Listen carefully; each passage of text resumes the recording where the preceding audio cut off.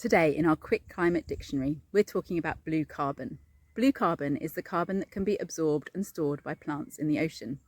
Think about the kelp along our seashores or a salt marsh full of reeds, grasses and samphire. As these plants photosynthesize, they trap carbon dioxide from the atmosphere.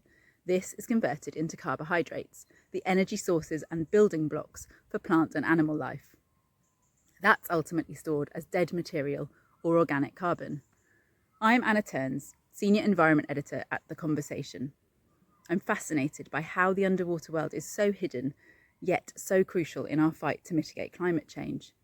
Just like the trees and other plants that absorb carbon dioxide from the atmosphere and store it on land, the ocean plays a really vital role in regulating our climate. It's not just the beautiful coastal mangroves or seagrass meadows in the shallows that can store carbon. There's another big, muddy blue carbon store that has until now been massively overlooked when it comes to conservation measures: the silt and sediment that sits on the bottom of the seabed. In September 2024, a new map of the UK's blue carbon was published. It shows that a whopping 98% of organic blue carbon is actually stored in the seabed sediment itself. Marine ecologist Mike Burrows and his colleagues at the Scottish Association for Marine Science found that 244 million tonnes of organic carbon are stored in just the top 10 centimetres of seabed habitats around the UK. That's equivalent to a quarter of the living coral in the Great Barrier Reef. New data from this blue carbon mapping project shows that the UK seabed habitats could capture almost 3 times as much carbon as the UK forests do every year if left undisturbed. This has huge implications.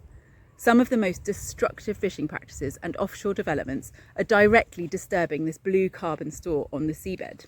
But some areas of seabed sediment can store and accumulate more carbon than others. These differences have not yet been widely measured.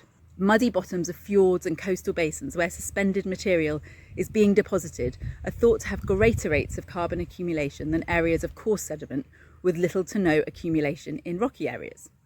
So knowing exactly where the biggest blue carbon stores are will help experts decide which parts of the sea are best prioritised as marine protected areas where fishing is restricted, or which parts may be better suited for future developments, such as offshore wind. One thing's for sure, marine scientists are only just scratching the surface of how much blue carbon is actually stored in our seas.